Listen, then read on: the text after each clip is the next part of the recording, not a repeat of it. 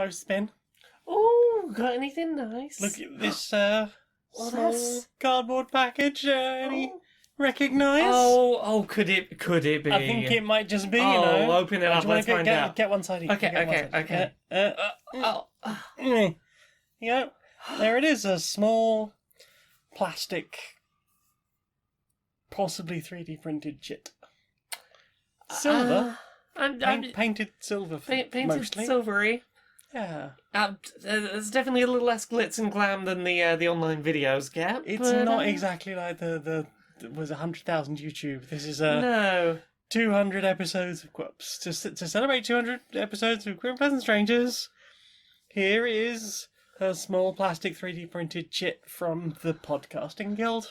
I mean, that is more than that is more than most podcasts started by two men who thought they had a really good idea while drunk manage. You know, they get to like 7 or 8 before they give up, so we do alright, I think. I mean, maybe it is just the power of trans women.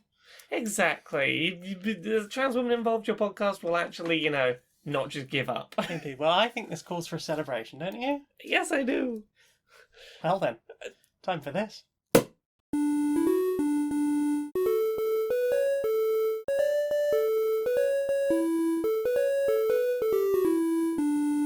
Greetings, strangers, queer and pleasant. I'm not Laura Kate Magnet-Dale. And I'm not Jane Aerith Magnet-Dale. And welcome to another episode of Queer and Pleasant Strangers. It's our 200th episode. Yes, to your very good health.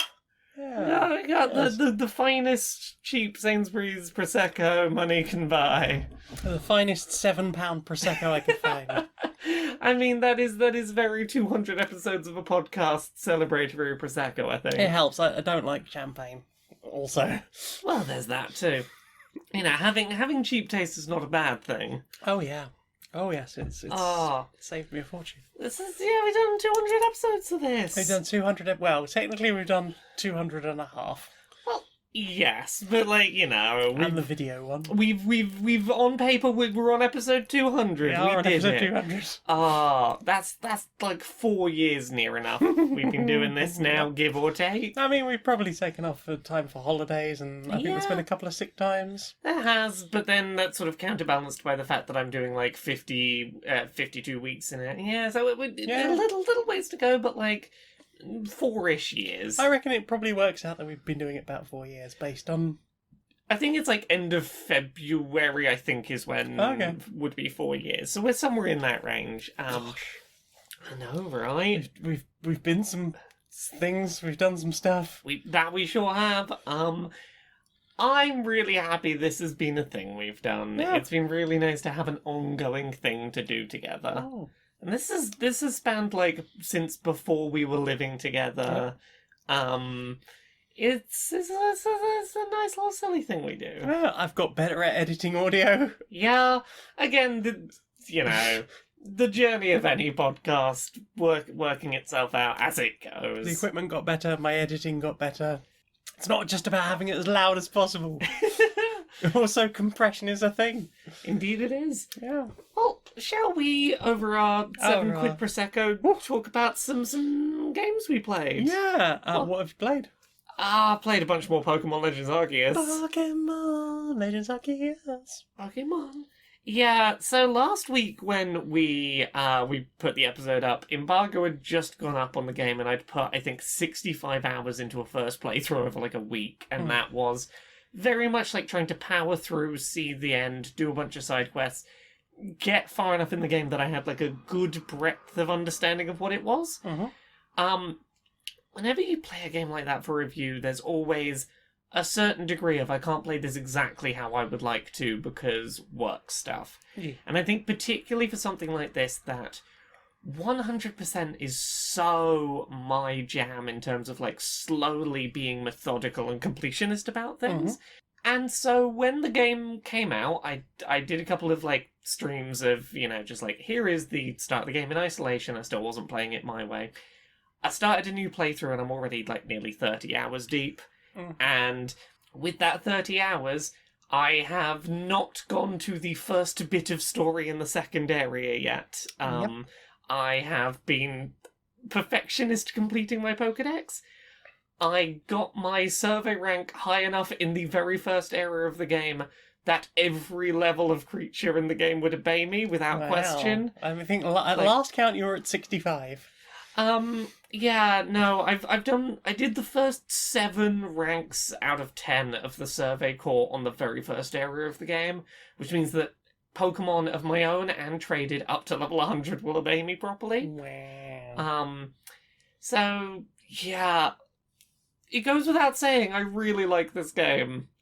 I finished a 65-hour playthrough in a week and then went, you know what, I'm going to play it again, but more obsessively. Mm-hmm.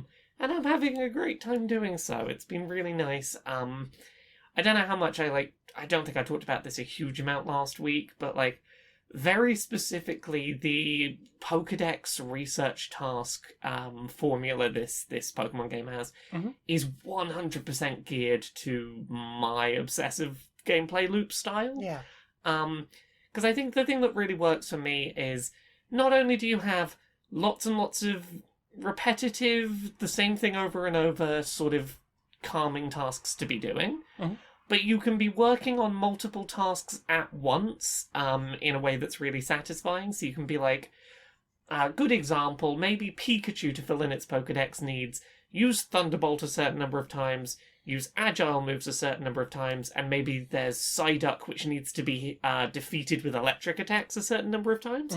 And you go looking for those kind of pairings and go, okay, if I do Thunderbolt in Agile form with Pikachu against Psyduck, that's 3 different Pokedex tasks I'm working on at the same time. And finding those nice little bits of synergies you can be working on a few things at once is really satisfying. Yeah.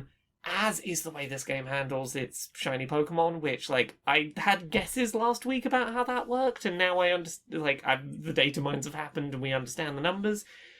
Basically, you get to research level 10 with a Pokemon, you double your shiny odds, 100% an entry, you double them again, but most of the shiny hunting doesn't require that at all.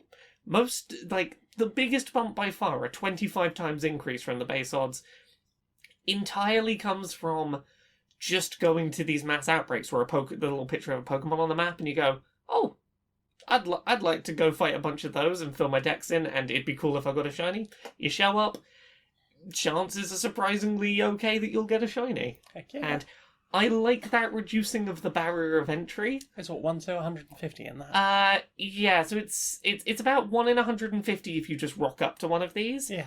If you do the full Pokedex entry for that Pokemon, you bring it down to 1 in 128 odds per spawn, which is it's a bit of a difference, but it's not so much a difference when we're talking about 1 in 4,000 at the top end, that it's for me, I can be a perfectionist and get the best odds possible and really work on that, but for the average person, yeah, they're going to have about the same experience by just showing up, and that reduces that barrier of entry in a way that a lot of shiny hunting people have been real gatekeepy about, but it makes me I've seen a few people being I don't want it to be like this. Well, I want other people to experience the joy I do. Exactly. I don't know if it was comments on previous accessibilities, but or just possibly around your Twitter. I saw someone the other day saying in all the years they've been playing Pokemon, and they've been playing from I think they said Gold and Silver, they had never encountered a shiny Pokemon. Yeah. And, here's the thing, it's important that they be, that they be rare, that's kind of the excitement of them, you don't see them every second, but also, there's a difference between 1 in 4,000 you've played for a decade and never seen them versus, here, yeah, you might not find the one you want, but you will probably, at some point, find one. Yeah. And that's cool, and, because, the experience I had with Pokemon Let's Go, Pikachu and Eevee that really got me into shiny hunting was stumbling upon a shiny overworld Pokemon of a species I didn't give a shit about. And that being my first shiny Pokemon. And I've seen a bunch of people having that experience with Legends Arceus, where they'll stumble upon a Pokemon and get really excited because they're oh, my first shiny. And it's not a Pokemon they care about, but they care about it now because it's their first shiny one. And I've seen people bonding with Pokemon that they usually wouldn't have given a crap about. Yeah. And I'm that's the thing I love about seeing people get their first shiny, and it's so nice seeing that happen a bunch. So, yeah. I think the only time I've ever caught a shiny was in Pokemon Go. and I immediately traded it with you. Yes, you did. It was very nice. It was very sweet of you. Yeah. But yeah, I really like this game, and I'm having to play a little less of it now because I've got other work things to do. Gosh, I know, right? Rude. Like, it's every time I pick it up, I'm like, oh yeah, this is hitting all the good brain buttons. Good buttons. I'm having a very good time. What about you? What you been playing? Oh gosh, we visited some friends and We played did. some boarded games. Yeah, what did we? Where should we start? Well, the basic premise was they have a bunch of games that they have never played before, either Yes. because they're new, or they've tried to get them to the table and just gone, this is too complicated. Yeah, like this is a group of friends that like some of the very earliest board games that they picked up when they were just getting into the hobby are ones that we look at now as people who've played lots of board games for years and go, oh, that's a very difficult entry point. Like, Yeah. they picked up some very complicated, very unforgiving games that have just sat in their collection. Very good, very well regarded games. Yes. But Well, I don't know, one of them maybe not so much. games that are a bit daunting if you don't have existing vocabulary for game mechanics. Yeah, so it was literally the first game one of them picked up, and these are the people that got me into board games, so I'm glad they stuck with it. The first game they picked up was Robinson Crusoe, which I think I talked about a couple of months back. They lent me their copy, I learnt how to play it, I gave it back to them and went, it's not for me. Yeah. But we had a go at Terra Mystica, which is one that's sort of been on and off my wish list for a while. Yeah. The video that we learnt from was dear. was not great. It kind of decided to spam a huge list of characters and how they worked before it had really let you sink in like what the core mechanics were. But once we got over that hurdle, it is not that complicated a game, and it's got some neat mechanics. Yeah, absolutely. You're basically like hex grid trying to terraform and build buildings across a map for various wind conditions. Yeah, so there's things like who's got the largest city, who's got you get points for having cities of a certain size, so sort of adjacent buildings. And you've got this magic system that can be used for purchasing a very wide range of abilities, but it's sort of contingent on other people building near you. So there's certain buildings where it's like, if you build this near someone, you can build it for cheaper, but they'll get a chance to move some magic around this magic circle, and they'll probably get some benefits themselves later. There are other ways of getting magic Yeah. moved around, but it's very slow. It is. That's one of the ones that's like a very quick way of getting access to that resource, and it kind of encourages you to, at least in one area, if not all of them, be near other people, so you have the option of getting things cheaper or them, building near you and you getting free stuff. And there's some mechanics around, like, you've got your favoured type of terrain for your character, and further away types of terrain on a wheel will cost more resources to terraform. It's a neat little system. It's not overly complicated once it gets going. Once you get used to the the iconography, I find this with a lot of games. Yeah. Like some of them have a lot of different icons, but as long as they're consistent, when you get to a point in the game where you can just go, it's that thing, I know what that means. Yes. It's one of those games where rather than trying to read through what all the characters do, it's like, okay, find some recommended easy ones and just start playing, because it'll all make a lot more sense after that.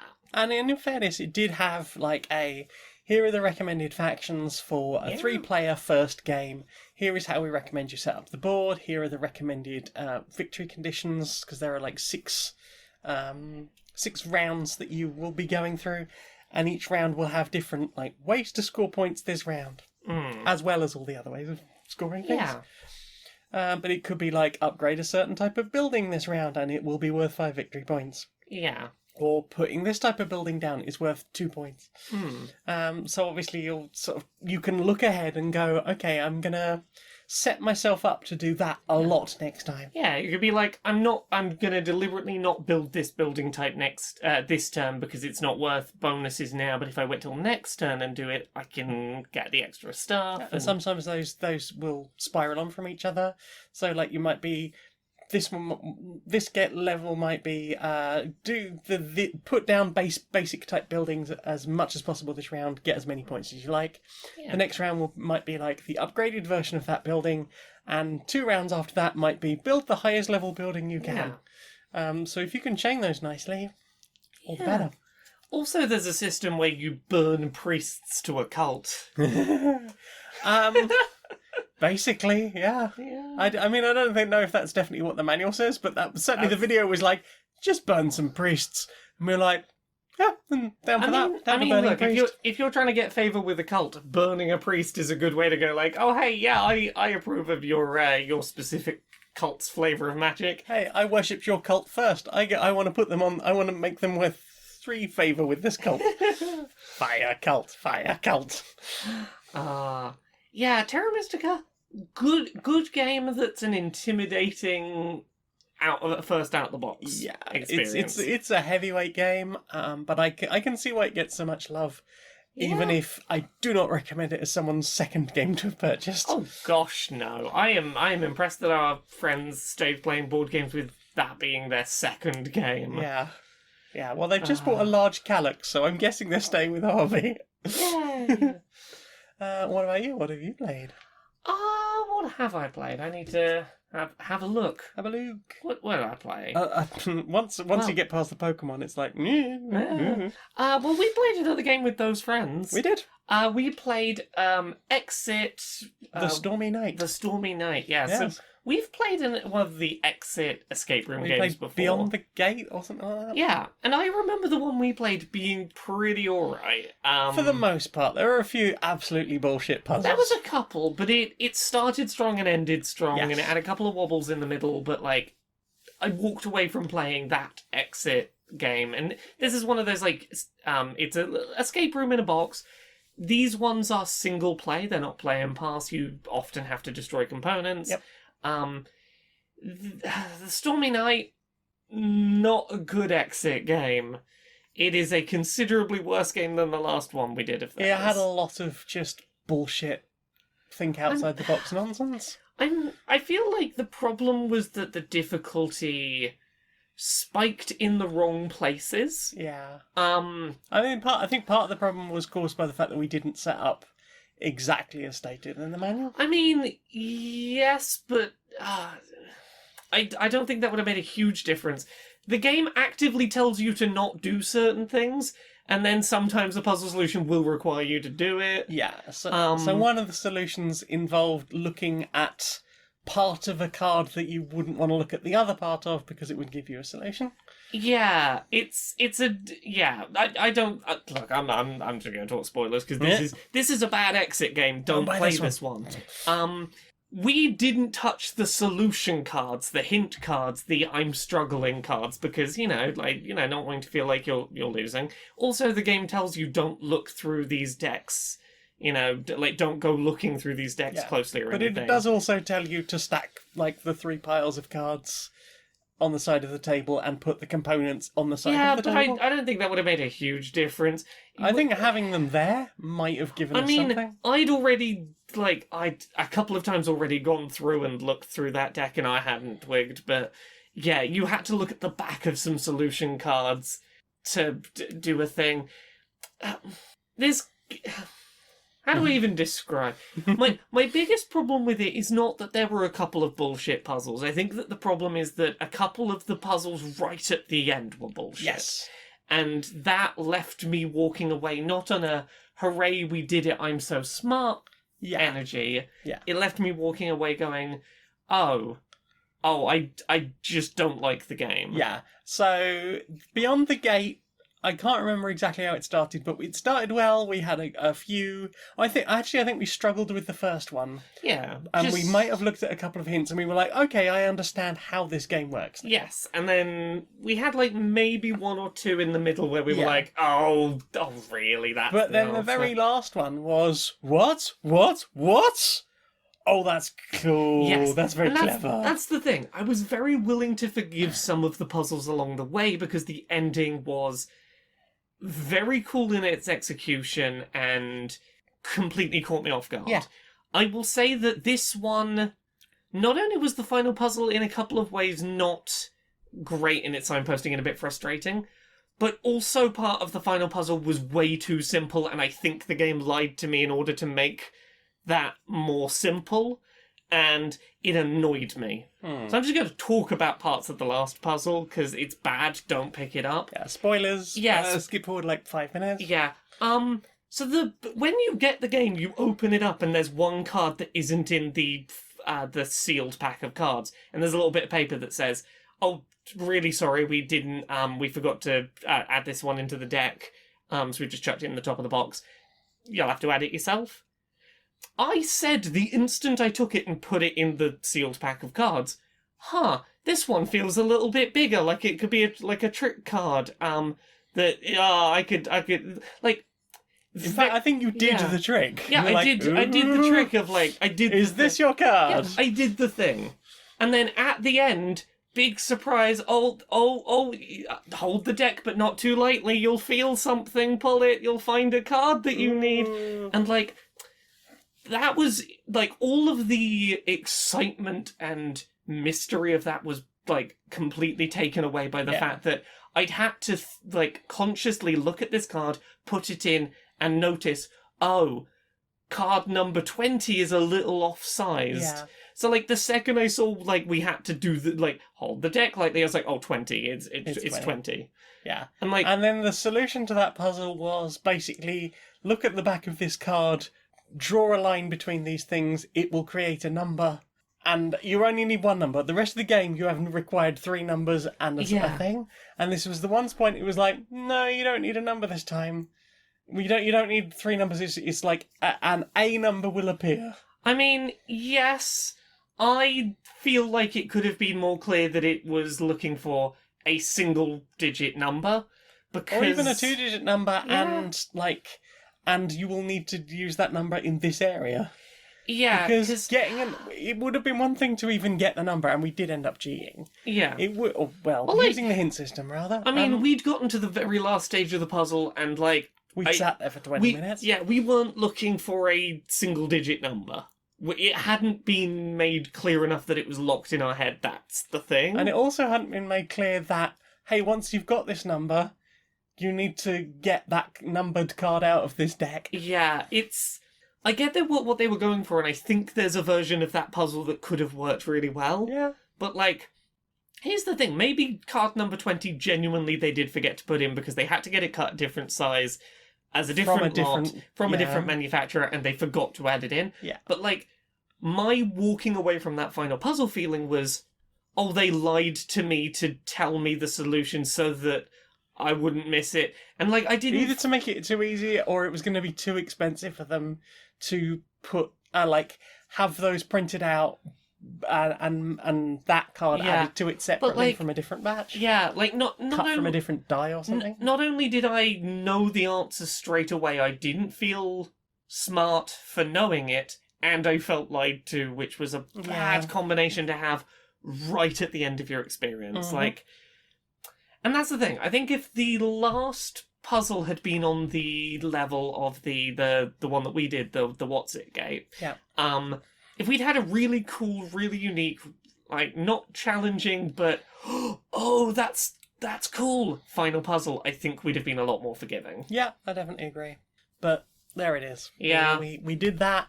We looked up reviews. Apparently this is, from people that play a lot of the Exit games, this is notorious for being the bad one. The weaker ones, yeah. Yeah, people don't like this one. No. But once again, I walked away from an Exit game going, it was fine. I mean, it was more bullshit than usual, but it was fine TM. Yeah. Another thing where I wouldn't have bought it myself, but if I'd received it as, like, a little gift from someone who was like, you like board games, I got you a little thing, I would appreciate it all the same, and I would have had a good couple of hours, potentially. Yeah. But yeah, I don't recommend Exit games to anyone, because they're so wasteful. I mean, yeah, like, sometimes they'll have a neat gimmick, but I don't think that's worth the fact that you can't play and pass. Like, I would much rather have a game with less of a good gimmick, but that I can have a good time with and then pass on to someone else who can pass it on. Yeah. Like, Unlock is a perfect example. You get 3 escape rooms in the box, and you can take the whole lot and give it to a friend. Yes. If I were going out and buying an escape room in a box, those are the ones I'd go for over the exit ones. Absolutely. I would even recommend, like, if you are a group of gamers who have other groups of gamers nearby who are friends, maybe you have a big network, maybe you've got enough people to play Blood on the Clock Tower, I don't know. Like, maybe it's a thing that you, like, each of you buys a unlock, you pass it around the group, and eventually maybe it even passes out of the group. But that is never going to have to go to waste. Yeah. It's never going to, like, end up in a landfill just because it's been done with. Like, it's fine. Like, and you can do cool stuff with it. You could have, like, mirror puzzles and all sorts of other stuff. Yeah. So that game did not do it well. No. The mirror puzzle. Oh. Since we're doing spoilers, skip forward another minute. One of the puzzles requires you to bend a reflective piece of card into odd shapes along the line and read the numbers that it makes from certain objects. Yeah. And one of them was supposed to be a number 2, and it looked nothing like a number 2. Because here's the thing. Looked like a backwards F at best. The thing is, even when you look at the solution card for that puzzle, where they have a picture of what you're supposed to be seeing that's like... And from the optimum angle. Their photo of the optimum angle of the perfect recreation of what they... Like, how you're supposed to see this number 2 didn't look like a 2. Like, even when they were doing their best perfect job, didn't look like a 2. No. Fuck. That was not a good puzzle. No. That puzzle It was a good idea that didn't work. I mean, they needed to do something to make it either more like a 2 or just make it a 7. Like, I'm sure they could have pulled a 7 out of their asses. Yeah. What about you? What else you played this week? We played another board game. We did. We played some Viticulture. We did. We played it with some expansion stuff. We played it with the Extra Workers expansion, which is part of Tuscany. And we played with the More Visitors expansion, which is just extra summer and winter visitors.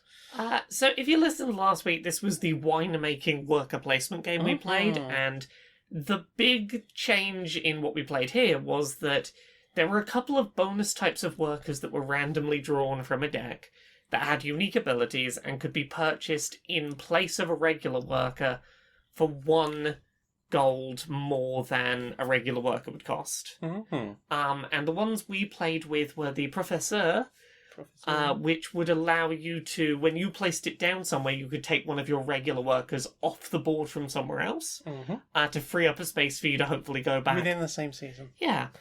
Yes, apparently. Or just to retrieve a worker and get an extra action. Yep. Well worth going for, even just so that you can get extra actions in your economy. Yeah, it's basically like training 2 workers at once, pretty much. Yeah. And what was the other one? The other one, I can't remember what the name of the unit was, but it was you can put a meeple into a future season. Yes. Which we'd be using the standard board rather than the Tuscany extended board. So we didn't have the 4 seasons version, just the original 2 seasons version. So you could only put it ahead 1 season rather than going, I'm going to put it into winter or whatever when you're still in spring. It was not as useful necessarily there, and I feel like it'd be more useful in a higher player count game where there's more wrestling over positions. I think you made good use of it a few times. I found a couple of ways to use it. I mainly used it to, in advance, signal what I was going to be doing and go, I'm going to do this, so think otherwise there. I assumed you were using it to just be like, haha, I have blocked the harvest thing on the board. Because I think you did it twice, and I was like, okay, well, I guess I have to buy the yoke. Well, because I'm not getting that. That's the thing. You had your yoke, and you were like, haha, hogging the board, fuck you. That's the thing. I was using it to push you towards having to do something that wasn't directly what you wanted to be doing. Yeah, so it was an extra move and money I had to spend. Yeah, and there were some uses for it, and I can think of other ways I could have used it. I continue to really like Viticulture. Yeah, it's great. Real neat game. Also, of note, I really like that the original box fits both of those expansions really nicely, and possibly even the one expansion I don't have, which is something on the Rhine. I don't know. It's a whole like separate set of you cannot mix these in with the other cards. It is here are summer visitors and winter visitors, and rather than being like you can sell grapes or you can sell a wine directly, they are very, very specifically super focused on it's all about making wine, which is kind of what the game's about. So maybe it's like a refocus, but it doesn't work with any of the other cards. And it seems like there would be enough room to fit those cards in there. In the base box, which is neat, but also the fact that they were sleeved. I sleeved all the cards because I was like, we're going to play this game a lot. You've got tiny little sleeves. Got tiny little sleeves. It's almost made me want to get some more and sleeve Battlestar Galactica. Ah, yeah. Because I think the only problem, and they're nice sleeves actually. They don't slip around too much. But No, they're good sleeves. Yeah. Viticulture continues to be great. There's like the fact there was a little notch to fit the board extensions. Oh, yeah. For some of the Tuscany stuff in the base game. It's like it's a nicely thought out box. Just like the fact that I've got 3 boxes worth of stuff in one box and it just fits perfectly and nicely and it's so tidy. What about you? What else have you played? We played another board game together. I believe it's called Great Western Trail. That's the one. A second edition. Second edition. Shall we talk about the second edition's differences? So, the first edition was problematic with regards to Native Americans. Yeah. I don't know how the manual describes it, but while trying to find a tutorial video, several people was like, and now you could just kill the Indians. I was like, oh no. Yeah. Or you can just buy the Indians. Oh no. Yeah. Please don't say that. It was quite, like... I was horrified enough at the thought that was what the first edition of the game was like. I can dig the manual out online, because I'm really curious if it was just the few people that we tried to watch videos I mean, by. I curiosity watched a couple of other videos in my own time, and everyone was doing it. There were a lot of just very boring white men who were making really gross jokes at the expense of Native Americans. That game clearly at some point had a bit of a gross fan base around it. Oh yeah. But second edition, now it's got cowboys or bandits, I think it is. So yeah, it's replaced the Native Americans with bandits. It has a bandit country vibe, that whole area, so it makes more sense. But also now there are no Native Americans anywhere in this America. Yes. This is the expansion westward, and there's no Native Americans there, which has its own problems. But I'd prefer this than, go buy the Indians. Also, the game itself is not entirely populated by white men. Yeah. Because previously the engineer, the cowboy, and the builder were all white men. Yes. And now the builder is femme presenting and the engineer is a black guy. Yeah. So with all that preamble out the way, we played second edition. We spent about 5 hours learning and playing. Yeah, there was a bit of a learn to do. So you are bringing cattle across North America. You're trying to get them to I forget where it is. You're in New Jersey, I think. Kansas City. Trying to get them to Kansas City to load them onto trains to take them across the country. Yeah, so I basically, from moment one, reflavoured the entire game as we need to help the cows get across the country so they can go ride trains. Yeah, I forget about all the problematic framing. I want to have your little cow in the train. They're very cute cows. They're very cute cows. And the train meeples are very cute as well. So help the cow ride the train. So you've got a looping board, and you're basically trying to make sure that, like, you start at one end, and by the time you get to the far end, and you have to constantly be moving towards the end goal, but there are sort of branches, and you can choose your pace as you're going. Some of those are more dangerous than others and get more dangerous as the game goes on. But you're trying to basically swap around the cards in your hand so that when you get to the end of a loop,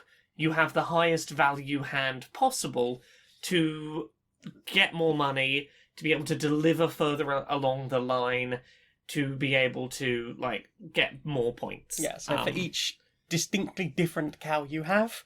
Yeah. So, like, orange, blue, green, grey. Yeah. They're also named, so I guess that would be a nice colour blindness option as well. But it's basically like, if you have a hand that's got, like, all really high value cards, but 2 of the 3s are the same kind of cow, you only get to count one of those 3s for points, the other one gets disregarded because it's a duplicate. So you're doing a lot of, like, there'll be points along the board where you could say, sell a cow of a specific type and put it in your discard pile. And then because you've discarded a card, you get to draw a card to replace it.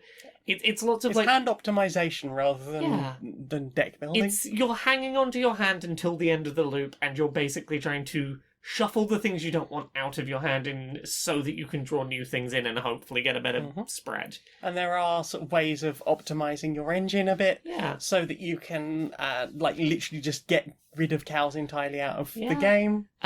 You can buy new cows from a market. And we mentioned briefly there are 3 kinds of workers you can be buying. Yes. There's the cowboys, where they're basically like, the more of them you have, the better cows you can buy, and the cheaper those cows are to buy. They're wranglers. They will basically help you manage the cows. So, like, for example, if you have 1 cowpoke, you can buy, like, a level 4 and above cow for, I think it was 12? Yeah, you can buy $12. Yeah. But if you had at least 2 cowpokes of that type, you could buy one for, was it 6 or 8? I think Yeah. it was a good discount on, like, the price of a really good cow. Yeah, and the other worker types you've got are the builders, and the more of them you have, the bigger the kinds of buildings you can build on the map are. Or upgrade. Or the bigger the upgrades you can do. And they will give you places that you can stop for benefits along the route. And some of them will take money away from other players if they go through them. Yep. So you're sort of trying to build a route that you can use efficiently that will get you around in a good loop, while also positioning those things in places that are going to be really inconvenient for other players to have to go through. And there's a whole thing of, like, first of all, where do you put those things? Because some of them, if you land on them, they can have a really good bonus, but those are usually straight after hazards. Yeah. But there's some areas have more hazards than others. But there are a few ways of getting rid of hazards throughout the game. Yeah. And those hazards will be worth points to you at the end of the game. And the last one, the engineers, basically whenever you get a new engineer, they will do some kind of benefit that's usually get rid of one of your low value cows to get a good benefit. And because you can sort of discard rather than remove them. Discard. So you'll do a lot of, like, putting them out in places around the board so that spots open back up, and then you buy new engineers to activate their abilities again. They're a good all-round, whenever you buy them, something will happen. Yeah. And yeah, you're trying to sort of optimize your own route while optimizing your hand. Yeah. So you're working on your player board, so you're opening up more options for yourself, giving yourself more maneuvers. You're placing buildings, upgrading buildings to make your movement around the board, because some of those buildings will be like, the second part of it will be move your cowboy meeple X number of positions. So you could just set yourself up a really nice chain. Yeah, if you can set up, like, oh, this one gives me something and I get an extra 1 move turn, which moves me to another space where I get something in an extra 1 move turn. Or even 5 moves, because some of those get really big.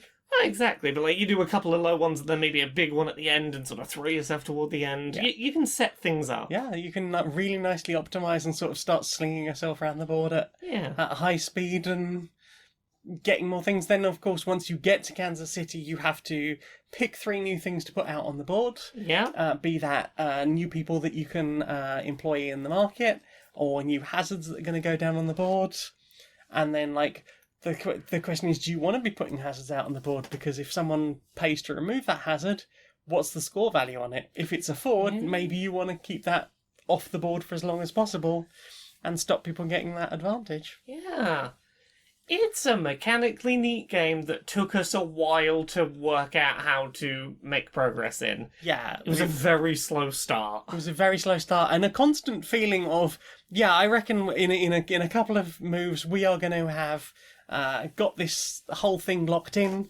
We're going to have the whole thing, and it did eventually, but it was considerably after the number of times I expected it to. And it definitely, like, it wasn't until a good ways in before we worked out, like, oh, one of us has spec'd more than the other into the thing that's making income. Yeah, but I think that's like new game learning. It was new game learning, and I've watched a couple of videos about sort of like advice for new players. Yeah. So a couple of things went wrong. One, I was trying to do everything. Yeah. Once again, I was trying to build an engine that does everything. So I had some workers, some engineers, some builders. And I think I got very fixated on trying to resolve one of my objective cards. Because a lot of my objective cards that I had picked up had, you must have some hazards in your hand, which means you have to remove them from the board. And there's only one place on the board and 2 possible buildings in a starter game that will remove things from the board. Yeah. But by the time I managed to get down the building that removes other things from the board, the one time I hit that building, I did not have enough money to remove a hazard. And by the next time I was like, I'm running out of time, I just need to upgrade it and try and get the thing that gets 2 hazards off the board. Yeah. Also, like, you were just sort of merrily plodding along, building your engine nicely, and I was like, I'm going to do everything at once. Consequently, the game ran super long. Yeah. Because, like, apparently average scores for that game are not nearly as high as you got. Oh. And you more than doubled me, and apparently the reason for that is because the game just went too long. And it apparently just spirals massively. Yeah. If someone is lagging, and I did, and I lagged, and I let it go on for a really long time. But I have sort of better ideas about sort of like, hey, maybe just spec into builders, or just engineers, or just cowpox. Yeah. And like let your first objective, because you get dealt a random objective card at the beginning, let that guide you.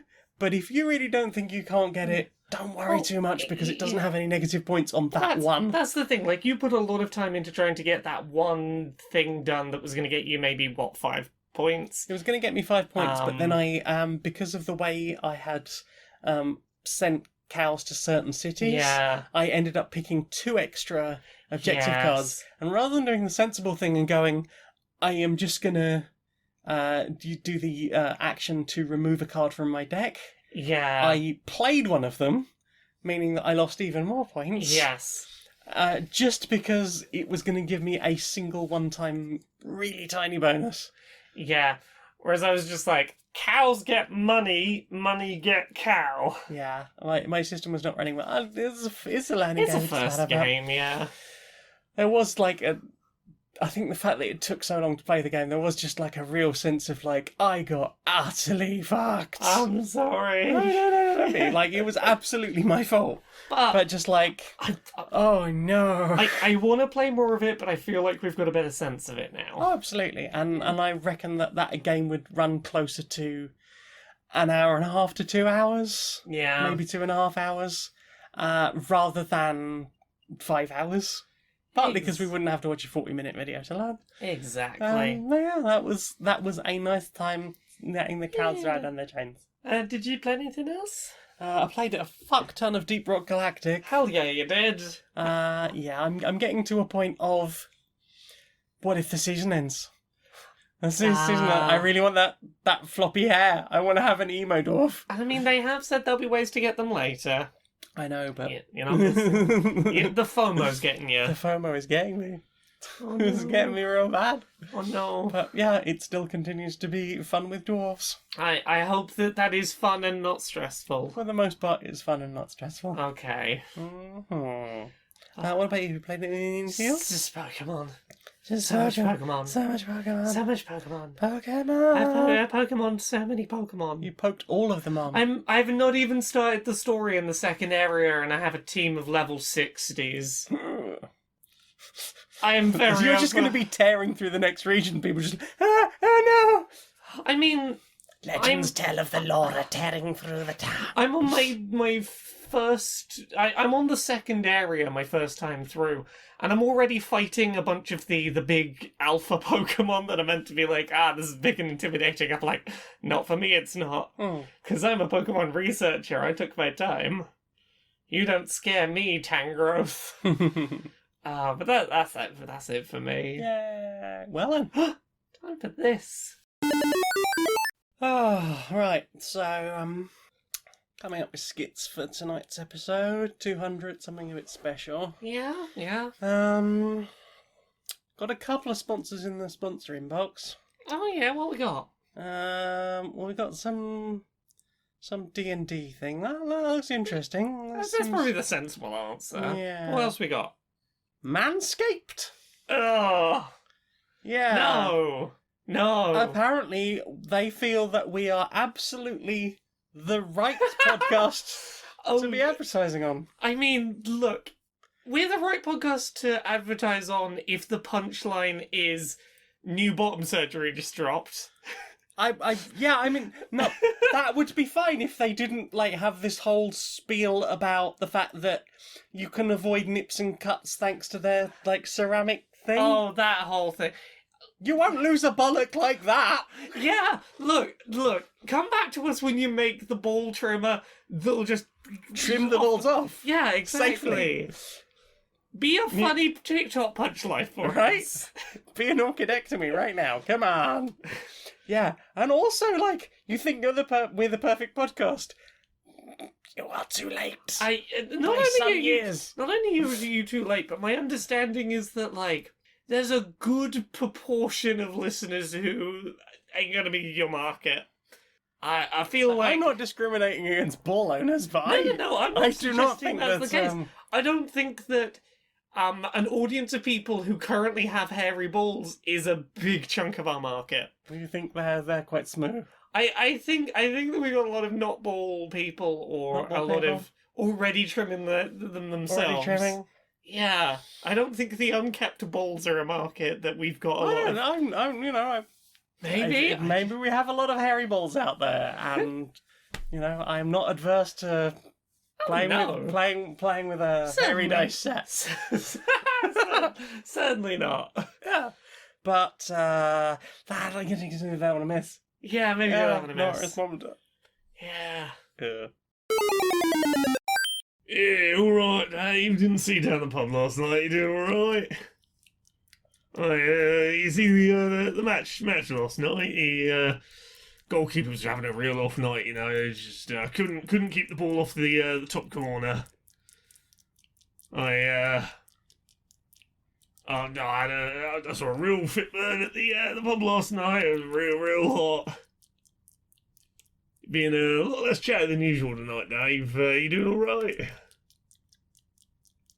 That's a nice carrot you got there. Listen, Baz, I've given up on society, mate. Oh, really? Yeah. Had enough. Got tired of all the, the anti-vaxxers, the bigots. Just I've decided I am Bunny. Oh. Yeah. I mean, that seems pretty chill. Yeah. Nice. I live out here in the field. It's a nice field. Yeah. Got my carrot. Got my grass. I mean... I do little hoppities. I mean, if we put a little portable telly here so I can watch the footy still, mind if I join you? Oh, I'm not sure about the telly, mate. But do try one of these carrots. They're very good. Yeah, that's pretty good. See, you can be Bunny too, mate. Yeah! Hey.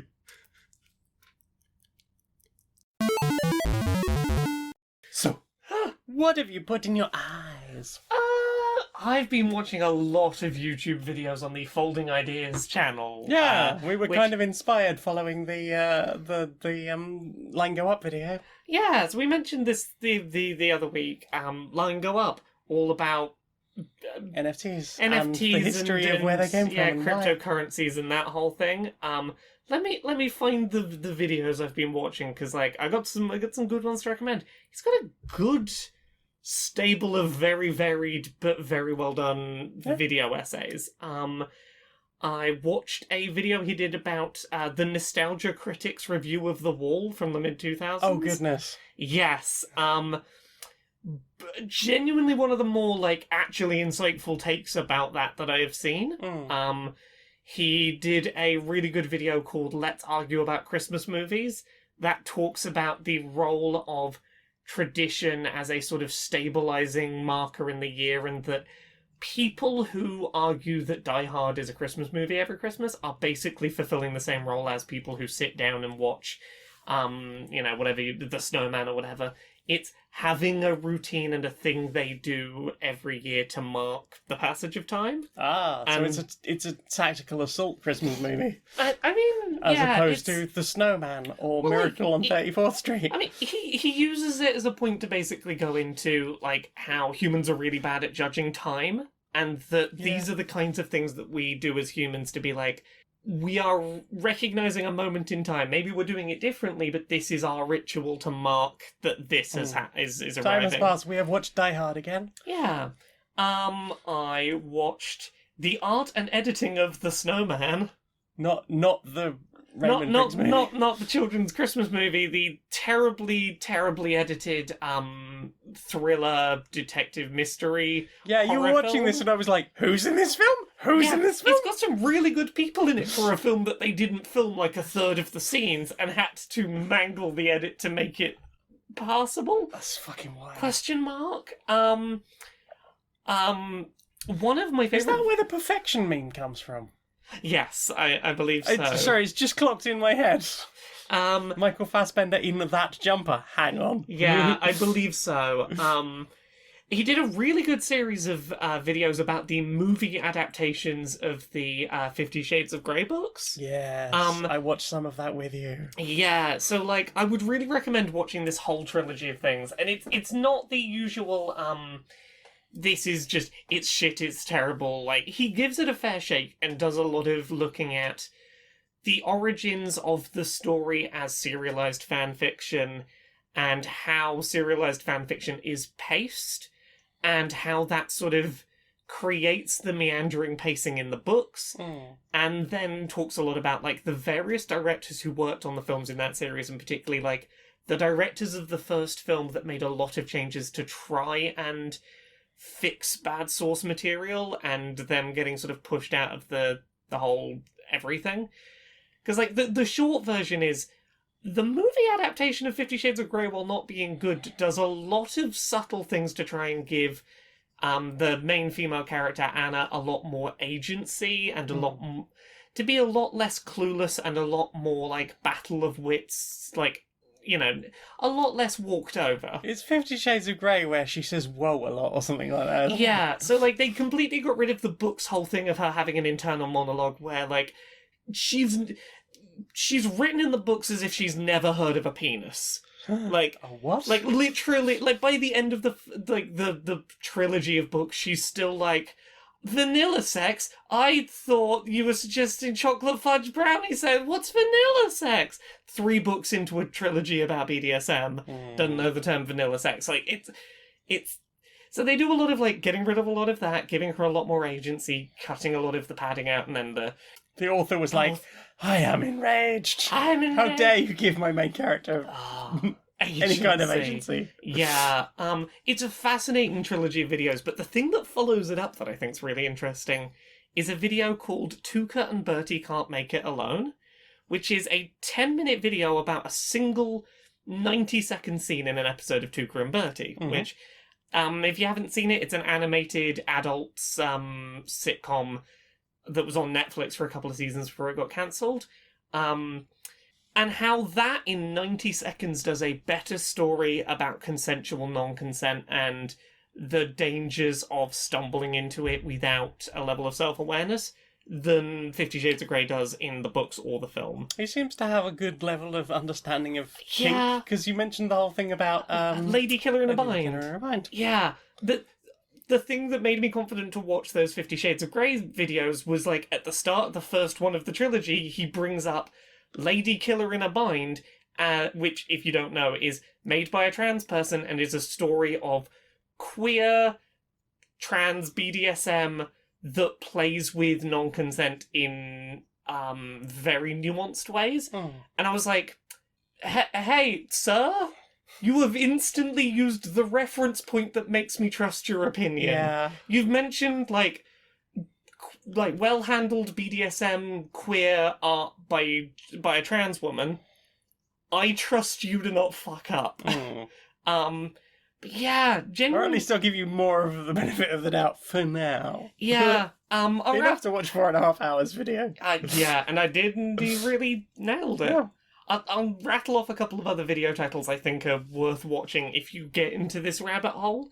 Manufactured Discontent and Fortnite, that talks a lot about the role of bringing non-video game stuff into Fortnite, like Marshmallow concerts or the Star Wars movie prequel stuff, and how that's used to manipulate sales of in-game items to children.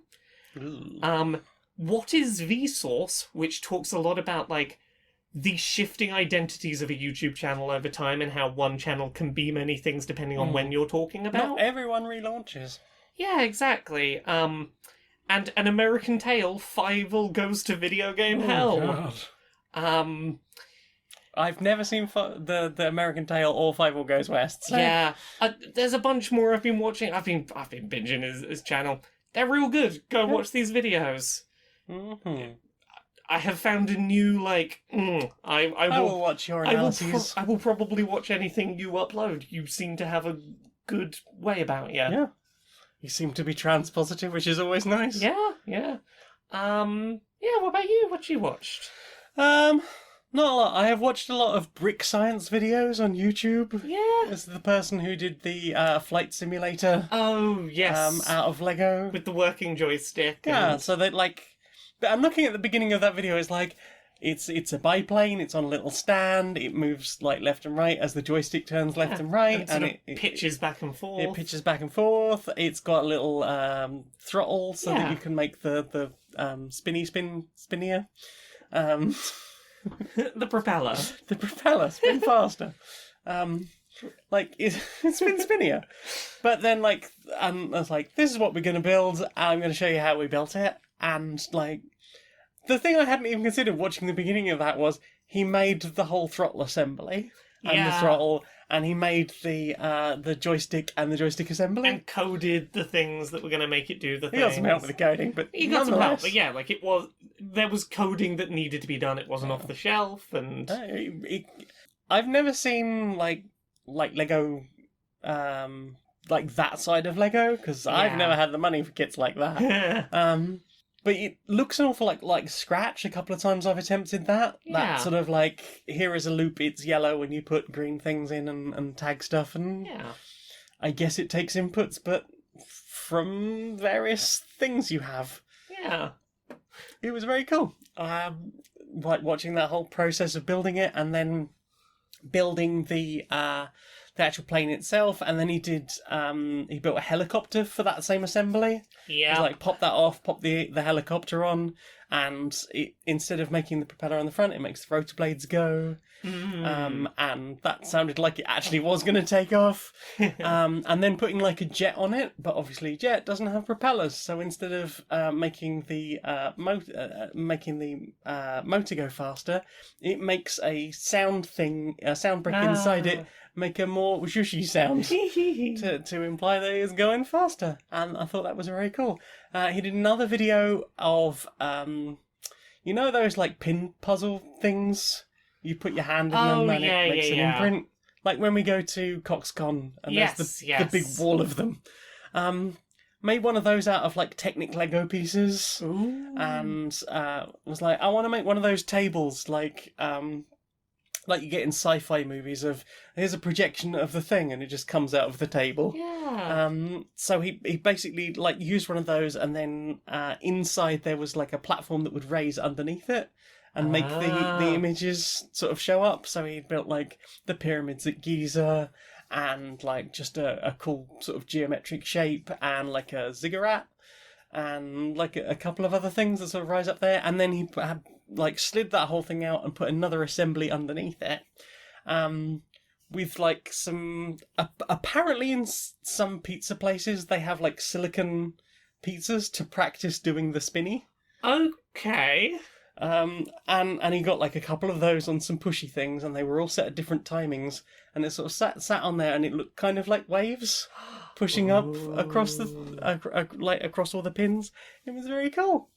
Just some fun little projects. With bits of Lego I cannot afford. But it's cool. It's cool to look at. Yeah. What about you? Have you watched anything else? We watched Hilda the Mountain King. We did. Yeah. Hilda and the Mountain King. That sure feels like a show that Netflix has cancelled and given them 90 minutes to wrap up their plot threads. Yep. Which is always a shame, but also you shouldn't expect any different from Netflix on an animated... Did you like something? Yeah. A critically well-received animated show with a female lead. Perish the thought of that continuing. I mean, I don't know what the books are like or how well the series was based on the books, but I suppose they could have gone further, potentially. I mean, it feels like they ended at the right place. Yeah. I think that this provided a very good closure to that story. Yeah. And I'm very happy with that as its own self-contained thing that neatly finishes. I will say it's a bit of a shame that, what's the little, Alpha? Alpha the elf. Alpha basically wasn't in it. Oh, he was present. He flew a pigeon for a while. He flew a pigeon to go separately look for where Hilda might be. And then... I don't know if they couldn't get the voice actor for much of Yeah, it, or that's just how they wrote it. Alpha's... Maybe it was cut for time or something. But... Alpha is conspicuously absent for a thing that feels like the end of this show, and it feels like Alpha just doesn't get to be in the end of the show, which is a bit of a shame, but like otherwise I thought it was sweet, it was funny, it was well handled. It had like that nice thing of maybe don't assume the worst of everything just because it's maybe scary or different, do you? Which I have loved throughout Hilda. Yeah. It's got real vibes of what if Attack on Titan but not made by someone who might be a Nazi? Or at least a Nazi apologist. Yeah, and we cared about why the things were trying to get through the wall. Yeah. And I'm like, I'm very happy with that. Yeah, I really enjoyed it. I would watch through the whole series again. Hilda is an absolutely charming show. Yeah, mild peril suitable for children. Yeah, I'm already like in the headspace of like, I could watch through that again, knowing where it's going. Yeah. And if they decide at some point they want to do like another series that's more focused on, was it the mountain giants? Yes, I suppose. Or the wolves, or yeah. I mean, I'm sure there's a bunch of stories we could, or just Monster of the Week it. Just different thing each time, because that's sort of what the middle of each season is. You could find a way to do it. Yeah, I would be happy for more Hilda, but if it doesn't happen anymore, I am very glad with what we got. And like, keep over. Yeah, the Age of Wonder Beasts. Beasts. Like, I was happy with how that ended, and I'm fine if there's no more of it. Yeah, I'm kind of glad if they don't feel the need to stretch more out of it. But at the same time, I do hope that they will give those people another opportunity to make something cool. Indeed, because I think they did an amazing job. Yeah, I would love to see whatever they do next. Mm-hmm. You watched anything else? Not really. Yeah. I'll be honest. It's not been a watch-heavy week. No, it hasn't, has it? We've spent a lot of time playing games. We've played a lot of games. Yeah. Well then, time for this. Laura, got any sponsor? Who's our new sponsor? Well, do you sometimes play D&D? I do. And you have a hard time. Maybe you rolled very badly repeatedly throughout the session, and you just felt very frustrated. Yeah. Maybe the story didn't go in quite the way you were hoping, yet you had expectations and they were blown. Yeah, I tried to do the big thing that I'd been building the narrative towards, and it fell apart, and ultimately it means nothing. The story will go on, but, like, I've really set my hearts on it, Yeah. What if there's those sessions when your character dies? Oh yeah, I definitely had one of those. It was weird. 30 sessions in. Yeah, you've drawn a real love for that character. It was hard explaining to people why I was mourning. Yeah. When I'd just been playing make believe. You know, But like, that's a genuine thing. You've got a Yeah. lot of emotional time into it, like 4 hour, 5 hour entire day sessions of D&D with your group. You know, Yeah. you've become, especially when they make you do the voice, you get Oh, very into that yeah. character for a long period of time. when you get betrayed by an NPC and suddenly you're Absolutely. like, it's just a story, but I feel like a dear friend has lied to me, even though they don't exist in Yeah. the fiction. Absolutely. Yeah. Well, how about D&D therapy? Ooh. If you're experiencing any of those emotions, if you're feeling devastated or betrayed, or mourning the loss of a beloved party member, or just like a bit frustrated that things haven't gone quite as you had planned, Yeah. D&D therapy. They are a range of very D&D experience and other RPGs. Tabletop role-playing experience. Tabletop role-playing experiences, but anything where you have had that experience, they are trained in various different role-playing systems, and they will just listen to you and help you work through the problems and give you some closure. That feels really useful, because that's going to take away the whole barrier of I'm afraid to tell someone that I'm crying because I played make-believe too hard. Yeah. Yeah. That said, you should never be afraid to talk to your DM in the first Well, instance. But exactly. if, you know, perhaps the aftercare after the session, that you still needed a bit more. Look, it's 2 a.m. and you're crying because a character you played died, and you need a little bit of... You just need to talk to someone who isn't going to go, but it's just a story. Yeah, absolutely. That is dndtherapy.lol.net. Probably without the lol. Probably should have avoided that. What were you thinking? You were doing so well up to this point. And enter the code Q&PS 200! And you can get 50% off your first 10 sessions. Yeah. Oh, it's okay. The .lol is for lots of love, because they're sending you lots of love in your hard time. Inside the boardroom of Supremacy Software. Hi. So, Stafford's still trying to bloody unionize. Still, I thought we stopped all that. Well, Didn't apparently, we have you know... someone shot? I thought we were going to have someone shot. I mean, Maybe I dreamt. apparently doing that in front of, witnesses is a bad idea, What if we shot all of them? I mean, then we'd have no one to make the DLC that makes us the money is the problem. Haven't legal got anything out of this yet? Oh, I know. But, like, look, here's the thing. I've heard about this amazing technique called union busting. Oh. Where we send a big message around that just completely and utterly lies about what unions are and scares them away, Right. Yeah. I was thinking we could brainstorm it here today.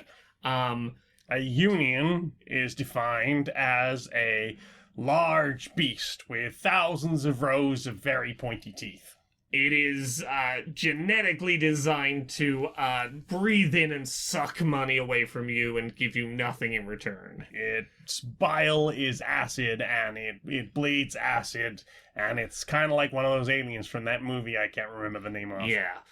Unions secretly want you to have worse working conditions and less money. Yeah. Because they're the real capitalists. They're trying to skim money off of you. It's not anything different, no. The union will come to your house, it will tear down it will huff and it will puff and it will blow your house down. The union knows dark magic and is planning to sacrifice you to Satan as soon as you sign that union card. You will never have another right ever again once you have signed it over to the union. The union is all-powerful and will control every aspect of your life. You will not even be able to wipe without words from a committee. If you don't join a union, we'll definitely make it easy for you as an individual to get better pay. We'll invite you to the company picnic.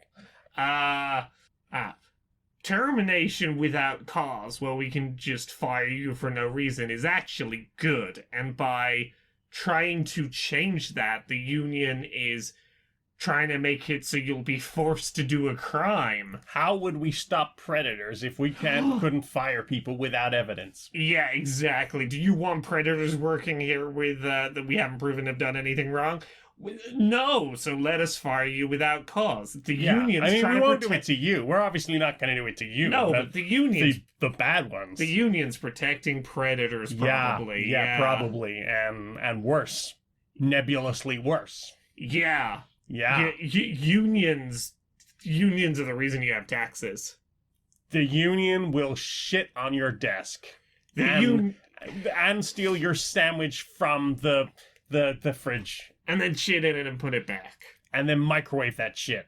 And send. You are a fucking genius. I know.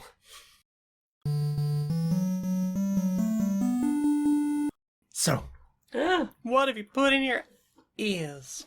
very little. Yeah. Very little. It's been a very playing things heavy week. I've mainly been going back and like comfort listening to a bunch of stuff that I know really well. I've been on a bit of a listening to just mid-2000s, like my teenage era music kick. I went to my list of most played songs of last year.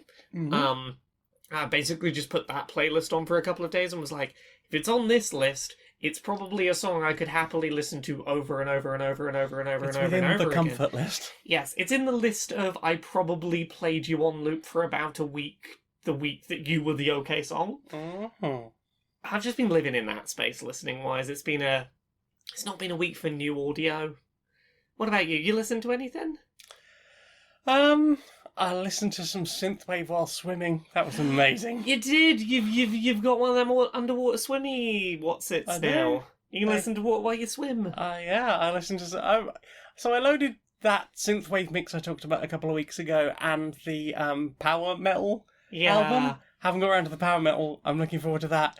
I was just like, I'm just going to put some synthwave on in the swimming pool. And I was like, this is amazing. I'm so chill right now. Yeah, like there's no going back once you start swimming with music in your head. It's like, this is fab. It's also nice for someone with ears as fucking awful as mine Oh god, to yeah. just swim with earplugs in. Yeah. I know I had to as a kid, but I always saw it as a bad thing. And now I'm like, actually, I kind of prefer swimming with earplugs Oh yeah. in. Since I've been swimming with the water headphones in, I've tried taking them out a couple of times and being like, no, can't do it. Can't have water in my Like, ears. it's a bad splashy. Stop. Forgot how bad this was. I'd learned to live with it, and now that I have an alternative, oh no, it's unacceptable. Unacceptable. Yeah. Yeah. What about you? Have you listened to anything else? That's it for me really. It's just been binge listening to stuff that I know sets off the dopamine buttons. One for the dopamine button, please. It's been listening to all the music that's been like, this isn't situational. This isn't sometimes I'm in the mood for this song and sometimes I'm not. It's if this comes on, I'll go, oh hell yeah. Hell yeah. Good for the good stuff. I've been listening to the Steven Universe soundtrack again. Oh Well, yeah. the Steven Universe soundtrack album volume 1, I think they called it when they released it. Yeah. I don't know if they ever made a volume 2. What sort of tracks you been listening to? Just everything on there. Yeah. So Any particular one standing out? the same ones I always love. Be Whoever You Are. Yeah. The extended version of the theme tune. Yes. I really like. I can't remember what it's called. The one after Ruby and Sapphire fused for the first time. Oh, Stronger Than You? No, No. not for the first time in the series. For the first time Oh, yes. chronologically for them. Oh, yes. Have you ever? Yeah. The one that's, there's a children's book telling of it. Yes. Yes. I know the moment and I can't think of the name and it's going to annoy me now. Apologies. Shit, I'll tell you what. I'll just pull it up. I mean, while you do, I'm going to also attempt to pull up one of my favourite Steven Universe songs to talk about. Is it Full Disclosure? The episode's called The Answer. I know that. Oh no, Full Disclosure is the one I was trying to think of. Full Disclosure is one of my favourite tracks. It's the one where Steven's avoiding phone calls it's from... the ringtone that I have on my phone. Yes.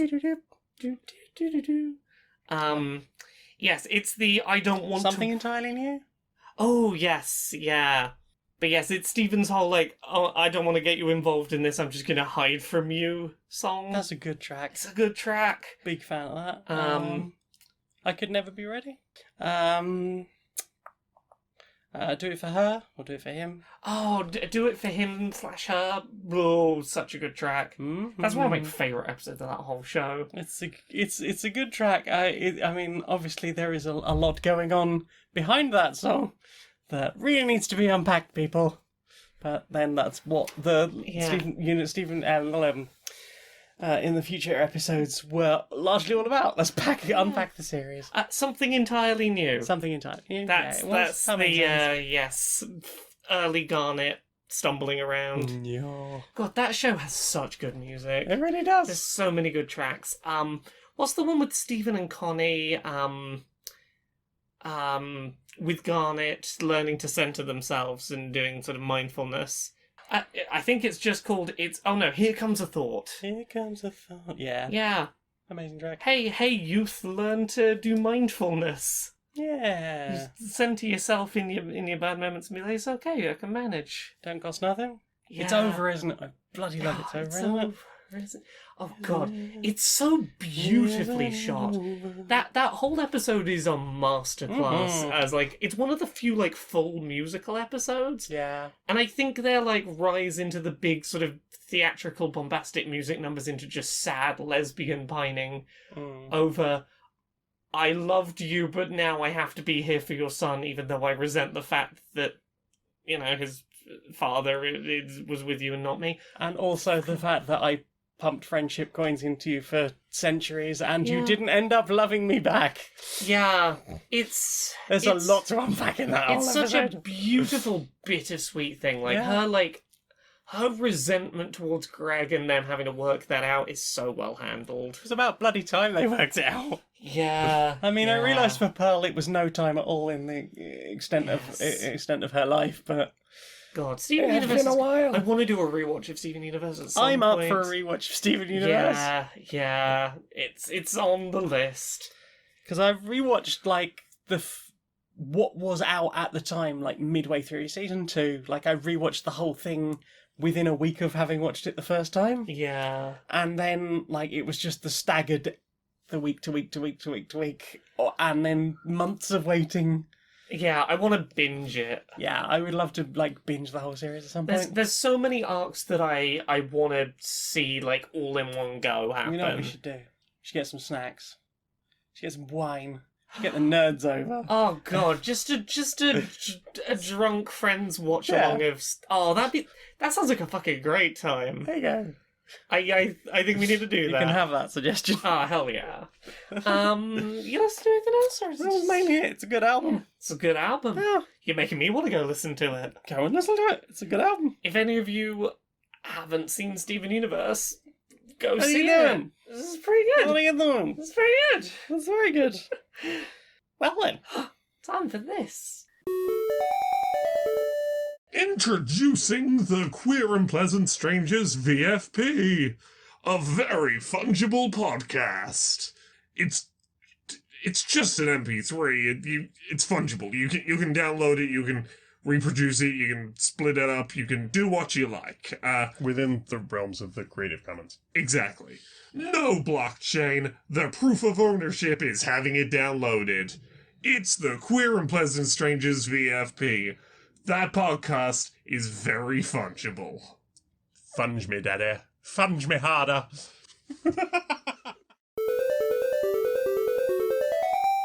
Are you sure you want to send that message? There's some very harsh language in there.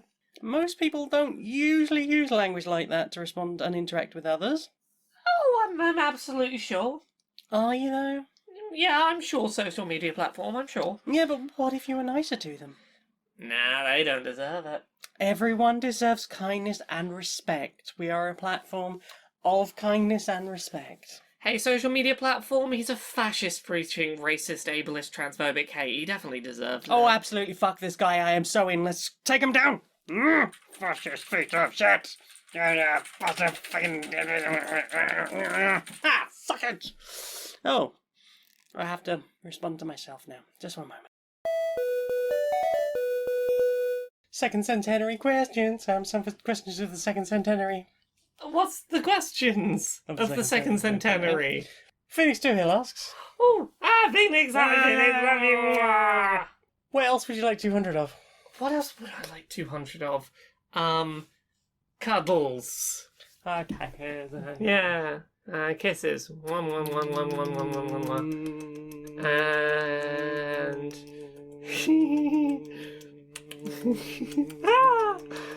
I don't know if that was 200 yet, but... I don't know. In hindsight, 200 maybe too many. The whelms. Too many whelms. Too many whelms.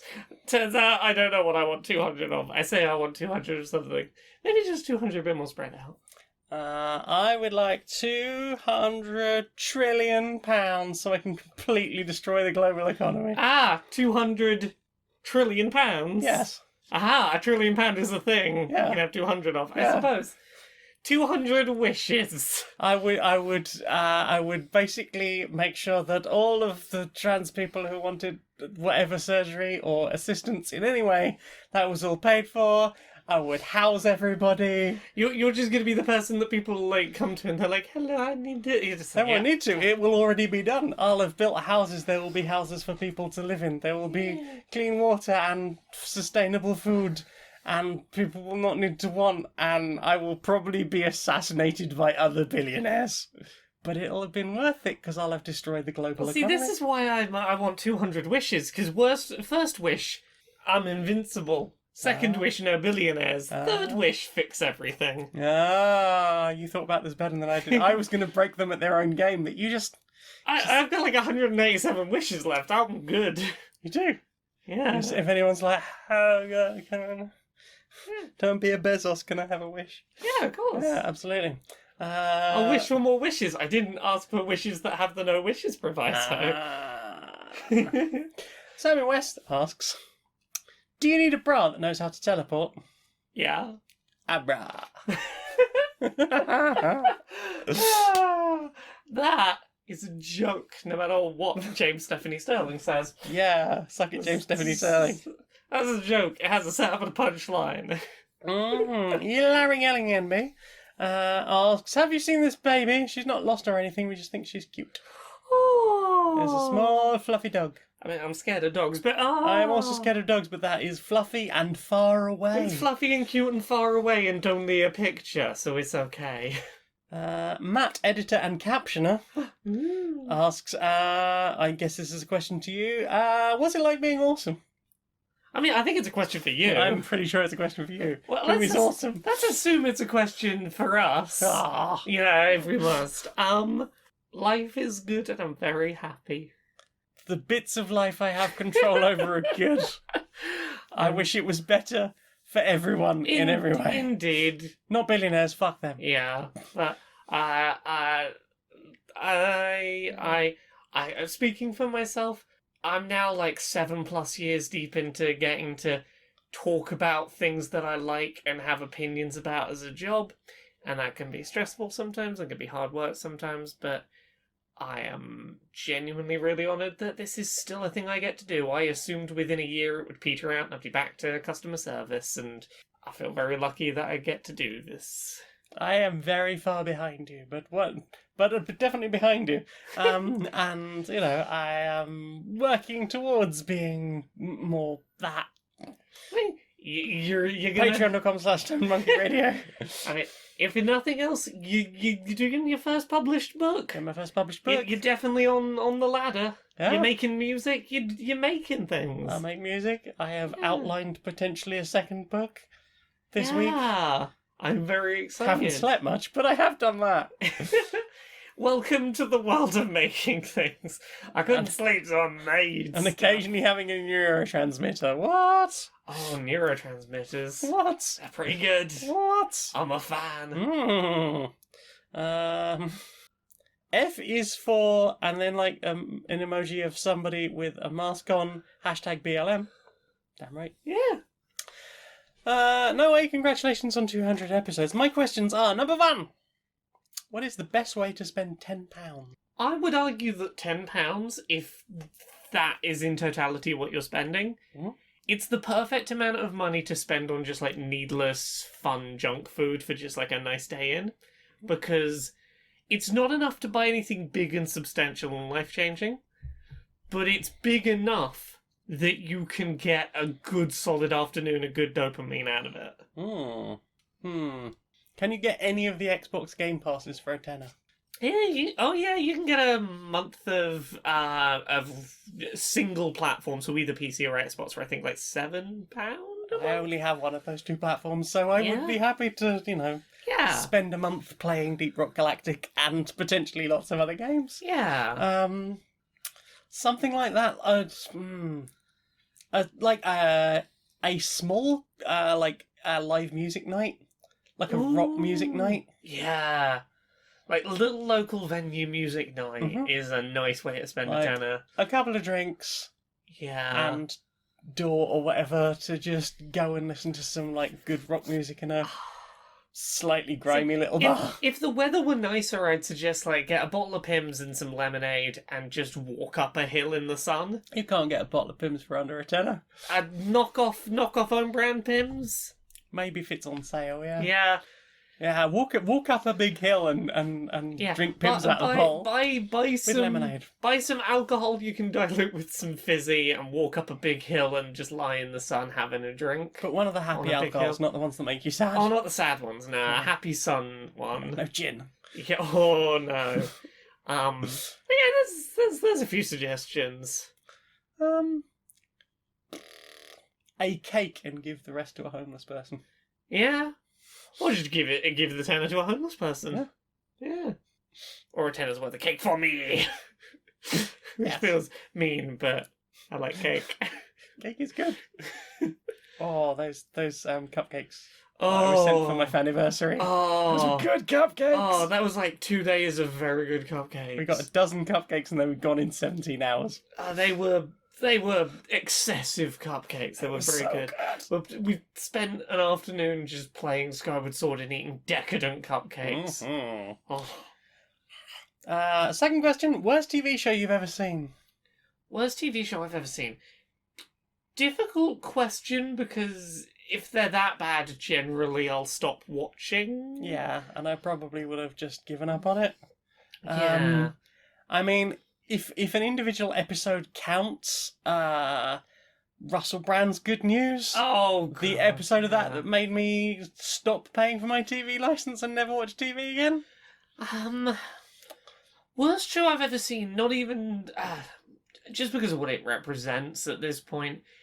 Maybe South Park, in that it is a show that has, over the years, more and more devolved into just hating anyone who gives a shit about anything. Yeah. It is a TV show that, has a very mid-90s, Gen X nihilism to it that kept going for decades and never got rid of the sentiment that caring about things fucking sucks and you're a loser if you care. Yeah, and you can make all the jokes about J.K. Rowling being a TERF. No, that was Family Guy. That was Family Guy. Yeah. Apologies. Well, I'm not even going to give South Park that reference then. But, it's... Same shit. I will put Family Guy in this bracket. Yeah. They I will say it was... I'm not going to give Family Guy credit for making J.K. Rowling as a TERF jokes. No, it's they've gone way too far to get any credit for anything. They don't get credit for that, having not apologised for any of the transphobia they did in the past.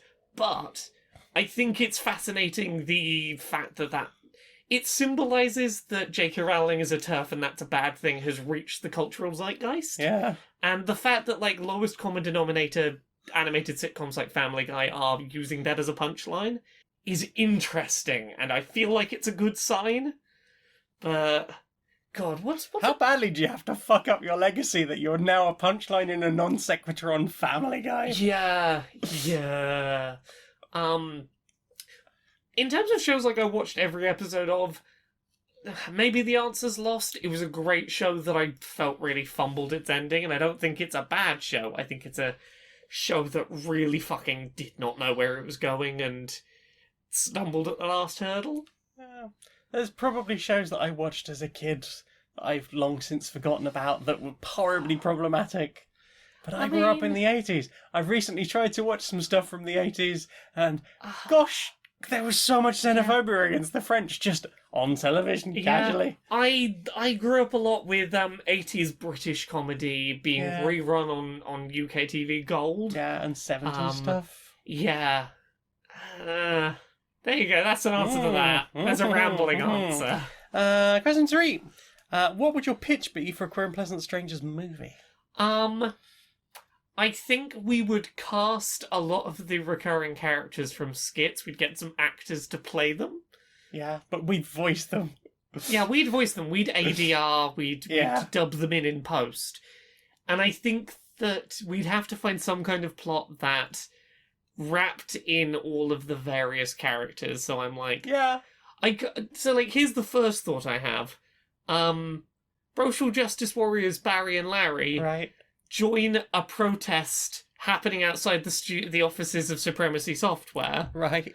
Like, I feel like there's some cross-pollination we could do. I feel like it would be... it starts with, like, the camera by the door. We are recording an episode of Queer and Pleasant Strangers. We do the opening.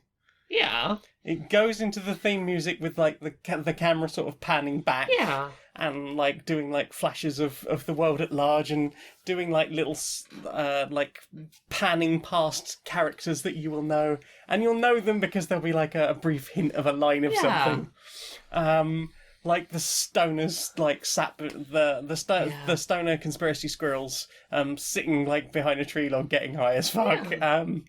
And, like, the sherry ladies and all sorts of other things. And then it would sort of become an almost Python-esque, like, these things somehow just mash together, and sometimes it's done really jarringly.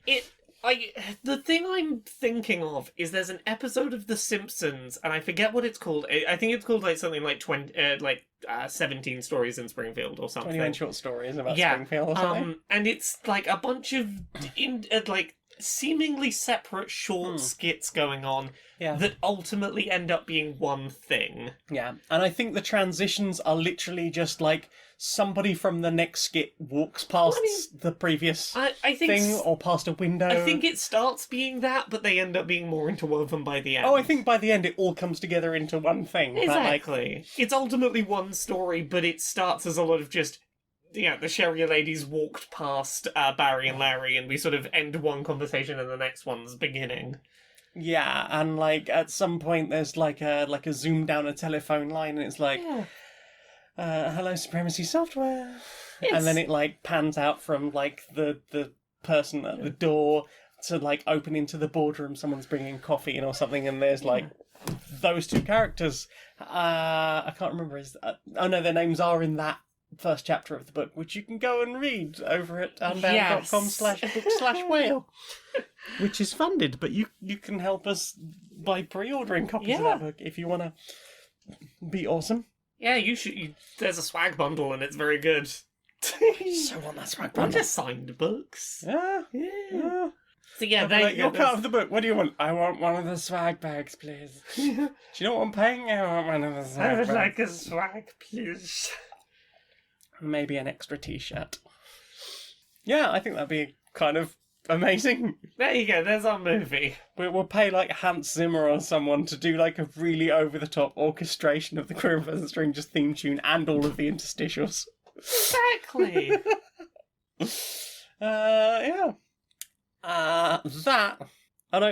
What happens in episode 1 million of Queer and Pleasant Strangers?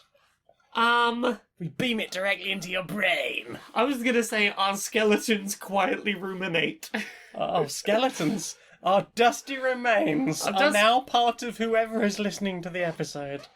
We have become one with the universe once again, as the universe has become one with us. Episode 1 million of Queer and Pleasant Strangers will be the heat death of the universe. That event is now episode 1 million. That is a hell of a final skip. I know, right? And no one left to applaud. And one thing you love about the other that you've never told them. Ooh. Oh, that's quite a question. We tell each other we love each other a lot. I am pulling silly faces. You're pulling silly faces and I've had some Prosecco. Spicy. I genuinely can't think of something I haven't told you. Because all the things that are coming to mind are like the enthusiasm and like info dumping at me and having got more comfortable about that.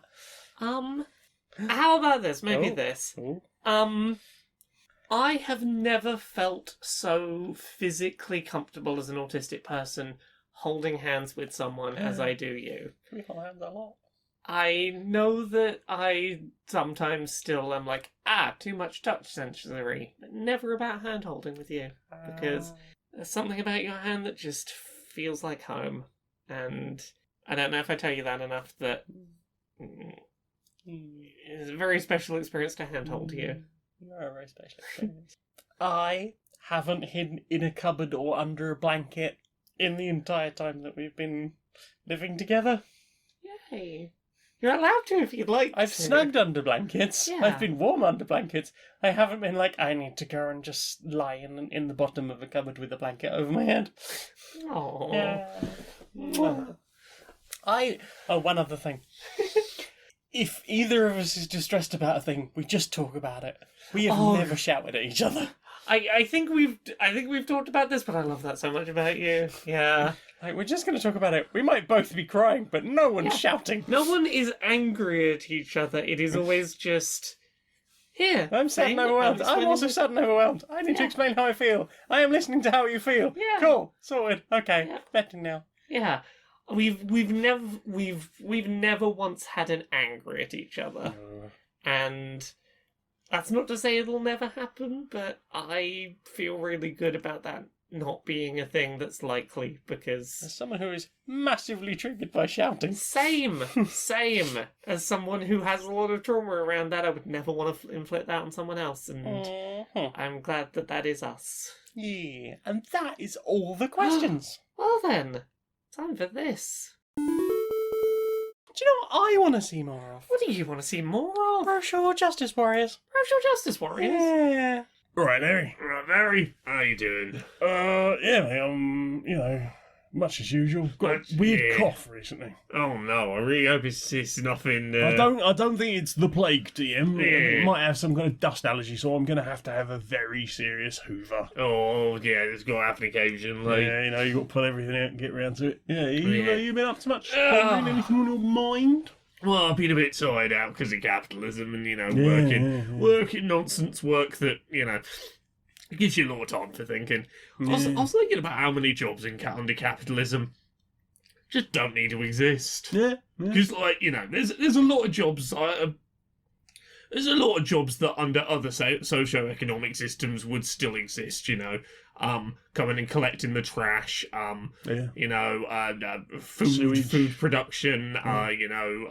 Repairs for home issues. There's a lot of jobs that functionally need to be done in a society, but a lot of the jobs that exist under capitalism exist because of money and because of trying to save or not lose money.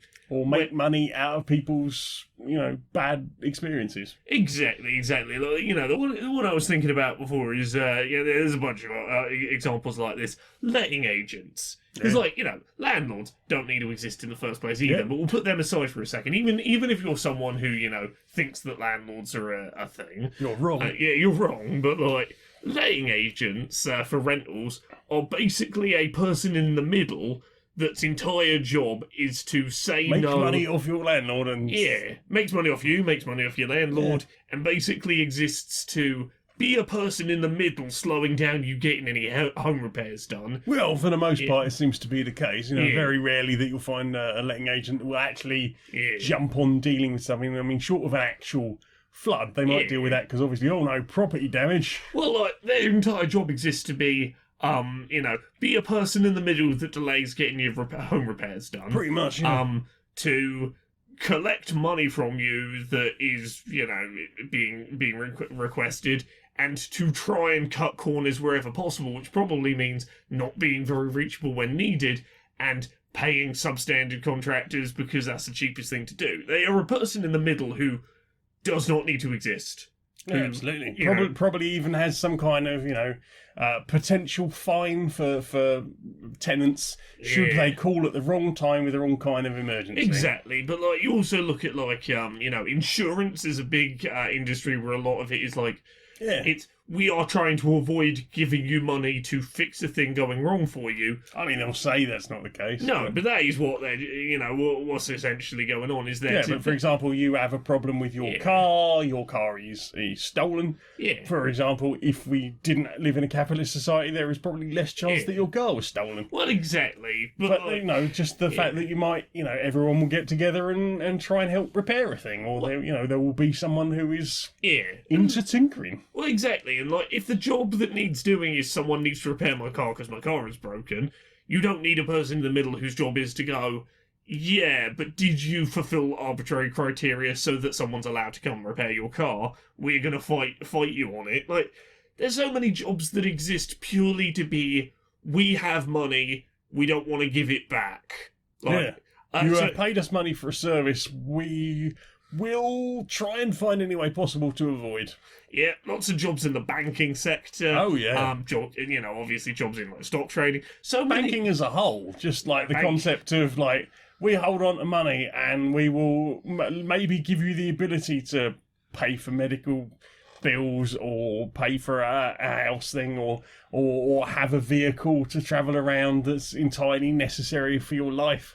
Yeah, and like, there are so many jobs that like this are just entirely manufactured. Yeah. They are manufactured to have people doing something. Yeah, there was a big thread a few years ago about the whole there are you can't get a job in this field, and yet there are tons of jobs all the time, but there never seems to be no one seems willing to pay for a lot of the things that are very often fundamentally necessary. Yeah. When I was a kid, it was quite often that you would have the street would be swept weekly, and that the drains would be done regularly. Yeah. And more often than not, you find that there isn't really anyone doing that. They might have like a sweepy thing that comes around, but that seems to be less and less and less these days because they're not willing to pay for that to happen. Exactly. And like, I know some people who would absolutely love to sit on a little sweepy thing oh hell yeah. and drive that around. If I could just drive a little sweepy thing around all day, I'd be happy as anything. I know people who would absolutely love to sit up in a crane for a long period of time. Yeah.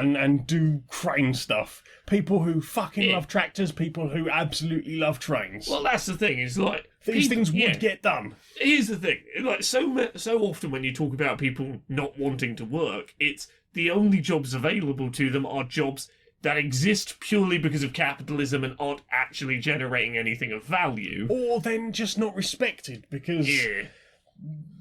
I don't know, somehow capitalism managed to just set the working class against each other and just say, Yeah. that person who brought you food that you wanted, you had a hankering for, you had a craving for, you were thinking about it all day, you were like, I really want that thing, and you went to that place and then you treated that person like shit Yeah.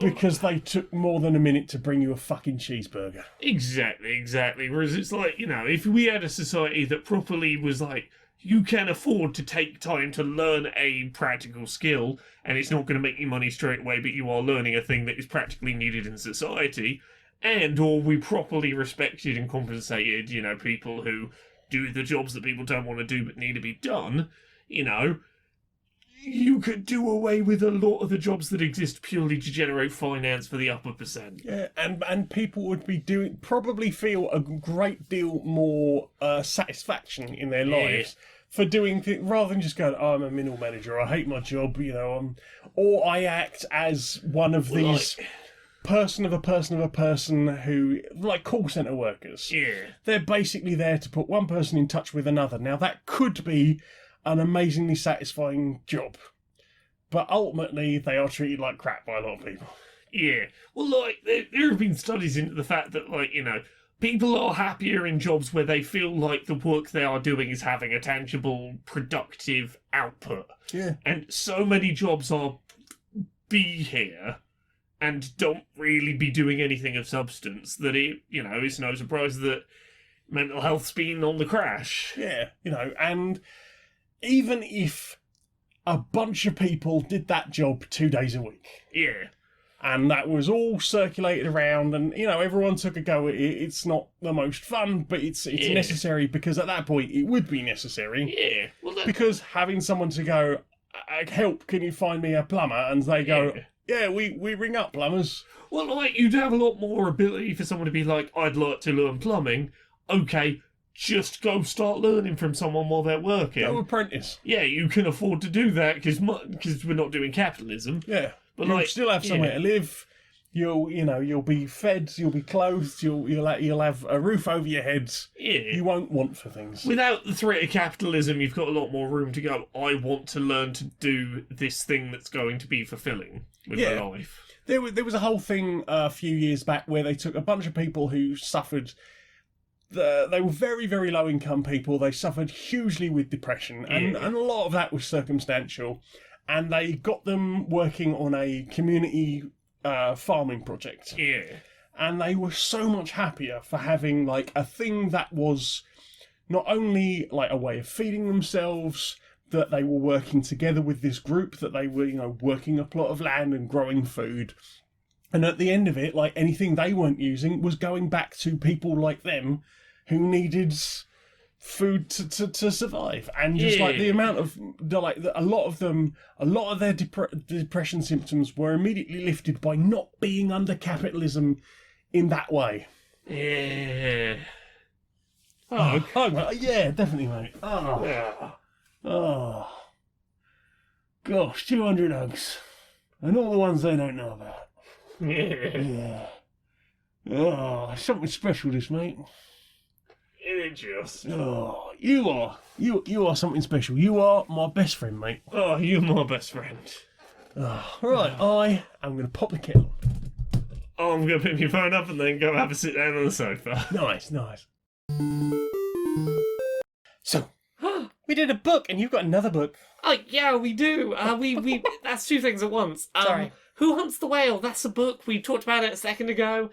It's about the video game industry, and it is satirical and funny and sweet and anti-capitalist. Mm-hmm. And you can go find it on Unbound. Go search Who Hunts the Whale. Go do it as support.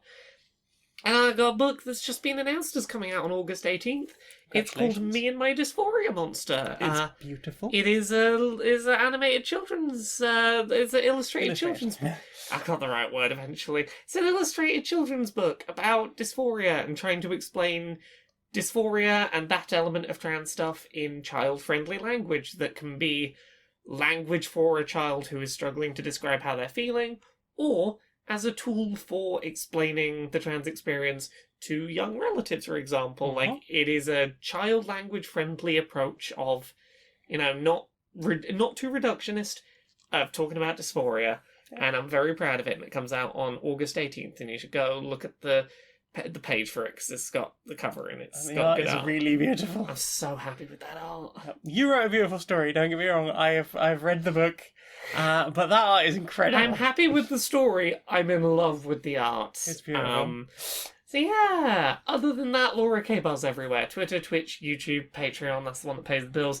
TikTok, go check out all my varying coverage of Pokemon Legends Arceus. I'm streaming that Mondays, Wednesdays, and Fridays at 10 PM UK, 5 PM Eastern, 2 PM Pacific at the moment. What about you? What you do? Memes. Yeah. I am streamerlinks.com/JaneAC, because I couldn't get the unified branding you did. So I've got a thing that links to all the other things. I think I might need to add my Ko-Fi, but I've got one of those as well. But the most important one is patreon.com/stonedmonkeyradio. You can help me justify a 76-hour work week, which involves lots of editing of things and trying to make things better and improving and making 200 episodes of this show. Gosh, yes. And I am still slowly creeping towards that 25 Patreons. You can join me. As little as $1 a month is really all it takes, because it's very often the small people, small regular donations makes all the difference. It really makes a difference. So if you have an extra $1, I would super appreciate it. Yeah. I will give $1 at home. I will tuck it in and everything. I think that's everything. think that's all the most important things. I'm on Twitch, I stream, I make t-shirts, I make music. All of those links at streamer links. Laura, would you sing us out for the 200th time? Until next time, be a stranger.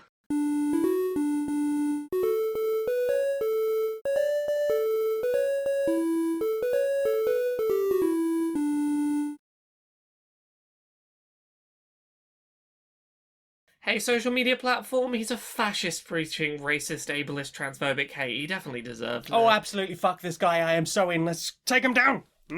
Fascist piece of shit. Fucking... Ah, suck it. Oh, I have to respond to myself now. Just one moment. Now I delete that from my tweet search. You don't want to search for that? I don't want to search for... You might find another gay.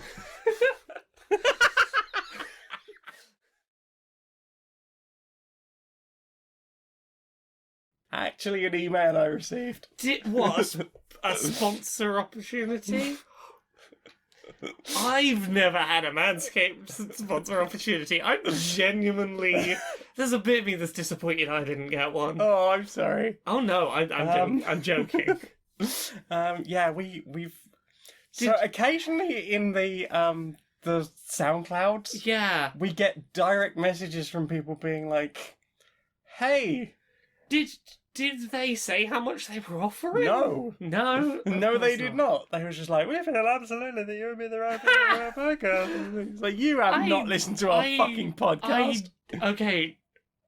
I don't know. And the thing is, right, they weren't like, Stoned Monkey Radio, which is the name of the SoundCloud channel. Yeah. They weren't like, we have enjoyed your podcast, Stoned Monkey Radio. They actually picked out Queer and Pleasant Strangers. I kind of want this to fucking make it into the end of the episode. If anyone's hearing this, I genuinely didn't know this before we did the skit. That's great. Yeah, we've had a couple of others, but they've never been like a name I recognised. Yeah. Oh, no, we didn't get a Raid Shadow Legends. I think we did get some other game thing, and I was like, no. No.